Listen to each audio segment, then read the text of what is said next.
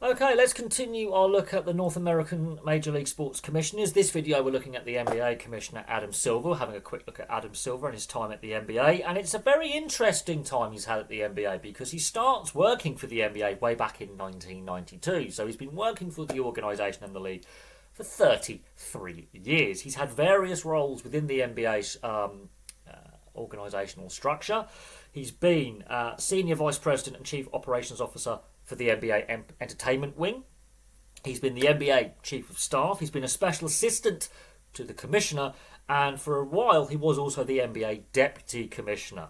Now, David Stern was his predecessor. In October 2012, David Stern announced that in 2014 he would be standing down and that he was endorsing Adam Silver to be his replacement. Ultimately, he would be appointed commissioner on the 1st of February 2014, replacing David Stern with unanimous backing of all team owners. So he had the backing of all the team owners, and very, very quickly he's put to the test. Now, the other commissioners we've looked at so far have had to deal with player strikes and refereeing strikes and lockouts and labour unrest. Adam Silver, his first major test is actually dealing with Donald Sterling, the then LA Clippers owner, after he made racist remarks, which was published by TMZ. Now, we can look at Donald Sterling and his shocking ownership of the LA Clippers in a separate video, but this was a big thing. And because the majority of players in the NBA and a large proportion of their fans are of the Afro-American, African-American or Afro-Caribbean heritage, this put a lot of pressure on Adam Silver to act, so he decides to ban Donald Sterling for life and force the sale of the Clippers. Now, this whole sale of the Clippers from the Sterling family to new ownership would take some time, but he was widely praised for his actions, acting very, very swiftly in regards to forcing Donald Sterling to sell the team and banning him for life. Now, Donald Sterling had a very tempestuous relationship with the NBA going back to the 80s when he moved the Clippers from San Diego to LA without league prior approval. That went to court. So Donald Sterling was not the best owner in NBA history. In fact, he's been ranked as one of the worst Major League Sports owners in the history of North American sports.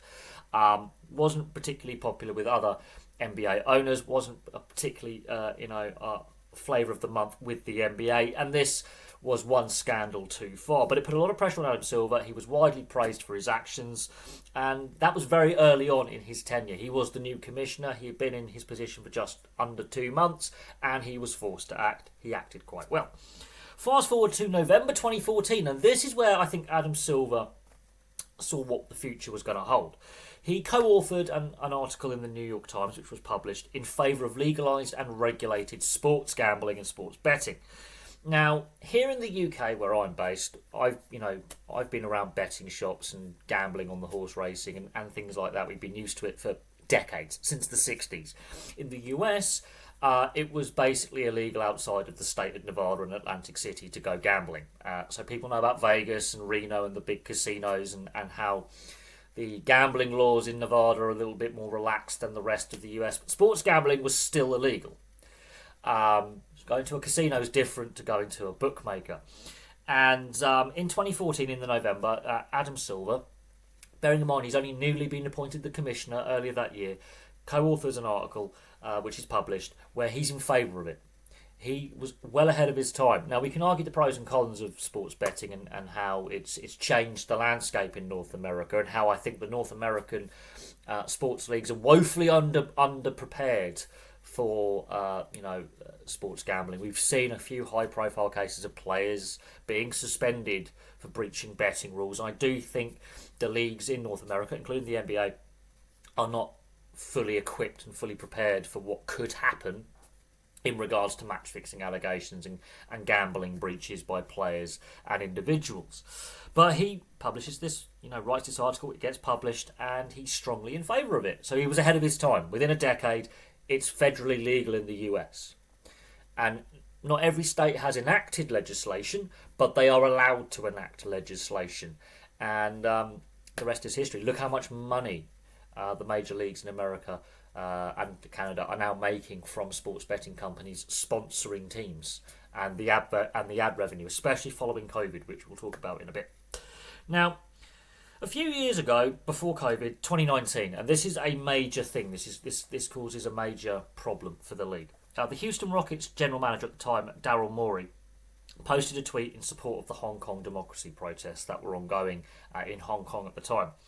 Now, Adam Silver defended his right to freedom of expression. However, back in 2014, he told a player to remove a tweet from his Twitter feed over that individual player's support for what's going on in between Palestine and Israel, and saying, the Palestinians should have their own state. Within 2 days of that tweet being posted, he told the player, you have to remove that. So his stance had changed in a few years. So Adam Silver defended Houston Rockets GM Daryl Morey for his right to freedom of expression, but it did lead to a rift between China and the NBA. The NBA had been taking games to China. The NBA was keen to grow its presence in China as well. Very, very keen to get a lot of that Chinese money and Chinese interest. It's a big untapped market, and the Chinese actually do like basketball. They've got a big basketball program in China. And so the NBA was keen to tap into that potential revenue source. It created a rift. Now, there was a Chinese smartphone manufacturer called Vivo. They're a big smartphone manufacturer out in China. They ultimately withdrew their sponsorship and cooperation with the NBA. They were big sponsors of the NBA. They were pumping sponsorship money in. And they basically said, because you are backing this individual, Daryl Morey, we're going to withdraw our sponsorship, and we're no longer going to cooperate with the NBA in any way. And it did create problems. It created a headache for the NBA, and I think that's one of the awkward balances between political statements and sports and politics. It's a delicate balance, and I've said this before, it doesn't always have the best outcomes.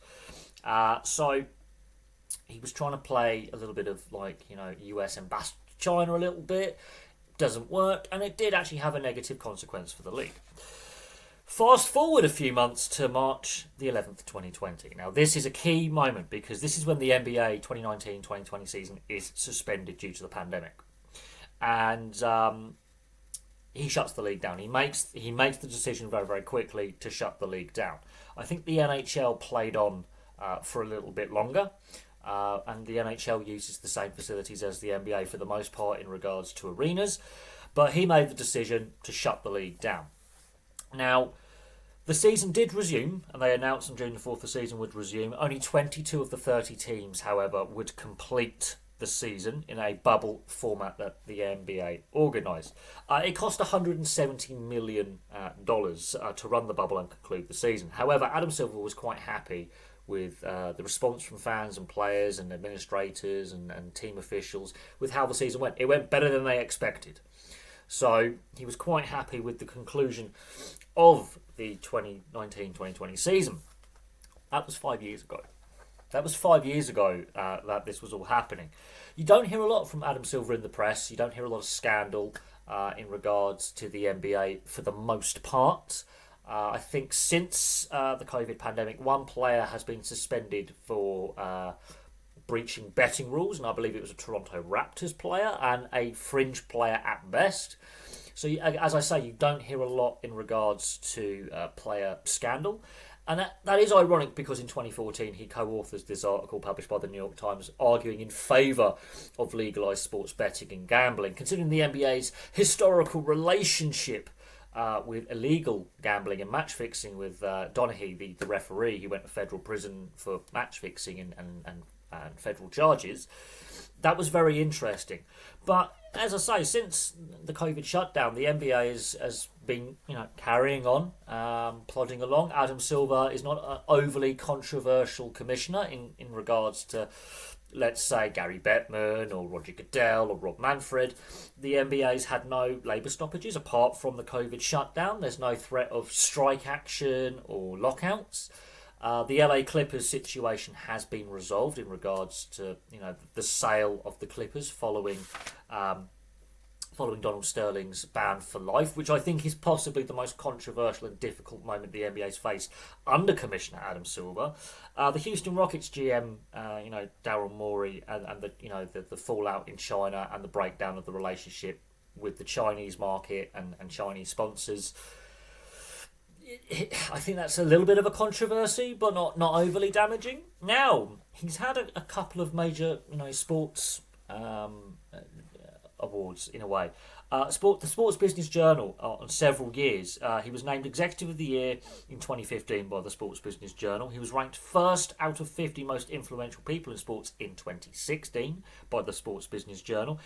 He's made the Time Magazine's 100 most influential people list. And the Fortune's list, he's been named as one of the 50 greatest leaders. Now, these back in 2015 and 2016, but those are high accolades from well-known publications, which people pay a lot of attention. Time Magazine, very influential publication. The Sports Business Journal in the US is quite influential, and to be ranked first out of 50 of people that year in 2016 as influential people in sports, that's an accolade. To be on the Fortune list 50 greatest leaders, that is something. Now, for a sports executive, that's hard to do. But as I say, since the COVID pandemic, the NBA's largely been scandal free. Obviously, now the NBA has the sponsorship on the jerseys. Fans have mixed views on that, but the NBA, like a lot of the other major leagues in North America, is heading down this pathway now. Fans aren't overly happy with that, but here, as I say about the gambling, here in the UK, we've been used to sponsors on jerseys since the 70s. We've been used to legalised sports gambling since the 60s. So before I was even born. So over here in Europe, we're very, very much used to it. It is highly regulated. And yeah, look, as time has gone on, there's now more sponsors on jerseys, and it can be a bit cluttered, but we're very used to it. I think they could roll back some of the title sponsors just to one major one, which I grew up with in the 90s. That's what you had. You had the major title sponsor on the front of the football kit, for example. And some of those jerseys and kits are highly iconic, ironic, and very, very desirable, ironically. Very collectible. Like the Fiorentina 1997-98 season Nintendo sponsorship jersey, for example. They can go for nearly $1,000 now. They are highly desirable, highly collectible. But the US sports market isn't so comfortable with that. So I think that's one of the biggest things. I think one of the biggest challenges is getting the fans on side when it comes to what the on-court product looks like in regards to sponsorship. But overall, Adam Silver, not an overly controversial commissioner. He's a safe pair of hands. I think the NBA is in a very strong financial position with Adam Silver. Could the NBA be better? Absolutely, there's always room for improvement, but I don't think Adam Silver's been a bad commissioner. He's had a few tough challenges early on in his time as commissioner, in the first half of him being commissioner, but since the COVID pandemic, he hasn't had to front the media a lot. There hasn't been a lot of scandal, and so in comparison to other commissioners, I think he's thought of quite favourably by NBA fans and sports fans in general. And when he does decide his time is up and to stand down, it'd be interesting to see who is his successor, because at the moment he doesn't seem likely to want to stand down anytime soon. I think he's going to be in the role for many more years to come. And as I say, the toughest challenge I think he has to have faced has got to be the COVID pandemic, and he dealt with that particularly well and was quite happy with how the league dealt with it, how the bubble worked, and how successful that conclusion to that season was. So there we go. There's a quick look at NBA Commissioner Adam Silver. Thank you very much for watching. Place your thoughts on Adam Silver as NBA Commissioner in the comment section below. But from me for now, thank you very much for watching, and I'll have some more content for you all very, very soon.